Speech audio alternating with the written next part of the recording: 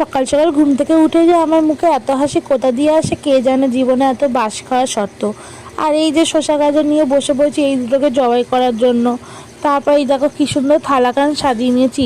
এত সুন্দর করে কেউ তো সাজিয়ে দেওয়ার নেই, নিজেই সাজিয়ে নিয়েছি। যেই না খেতে গেছি অমনি পড়ে গেল টুকুস করে, কি জানি বাবা কোন বেটা কোথা দিয়ে লোভ দিয়েছে।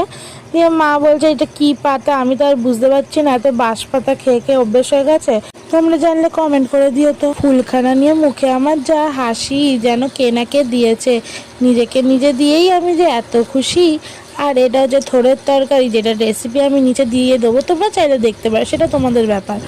আবার মা এখানে মেখেছে সাবু, যেটা আমি খাই না একটুও। তারপর সন্ধ্যেবেলা একটু স্টাইল মেরে ক্যাটদানি করে একটু এই দুটো লাঠি দিয়ে খেতে চেয়েছিলাম।